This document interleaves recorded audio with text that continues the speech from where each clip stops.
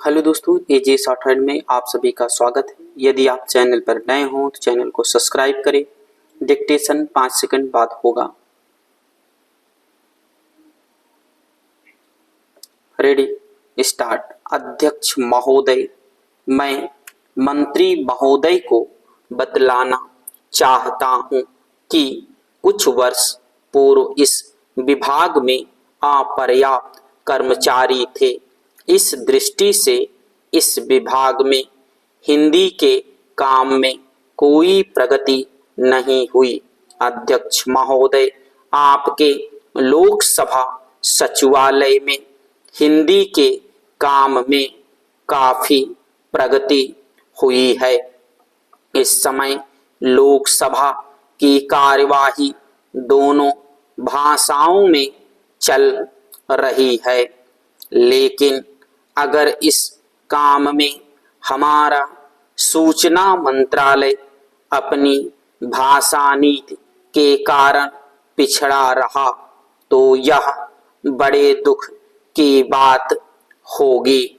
खाद्य तथा कृषि मंत्रालय की मांगों पर बोलते हुए मुझे याद आता है कि इसे जितना भी महत्व आज तक दिया गया है और जितना महत्व आज दिया जा रहा है वह बहुत कम है।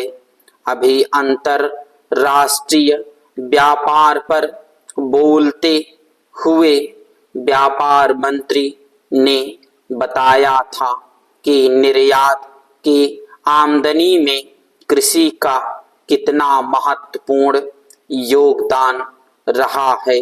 उन्होंने बताया था कि 70% निर्यात कृषि की वस्तुओं का हो रहा है और उसी के द्वारा हमें इतनी आमदनी हो रही है। इस दृष्टि से कृषि का महत्व और भी ज्यादा बढ़ जाता है।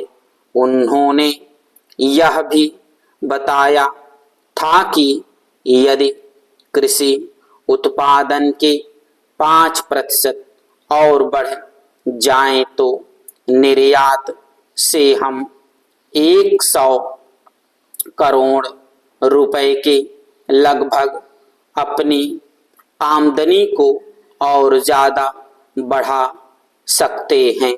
इतना महत्व इसका होने के बावजूद भी मुझे बड़ा खेद है और सचमुच यह बड़े दुख की बात है कि आप कृषि के ऊपर इसमें 100 करोड़ रुपए कमाने की क्षमता है, 1 करोड़ रुपया भी खर्च करने के लिए तैयार नहीं है। मैं तो यहाँ तक कहूँगा कि जिसे हम औद्योगिक उत्पादन मानते हैं उस प्रकार का उत्पादन आज भी हमारे देश में नहीं हो रहा है।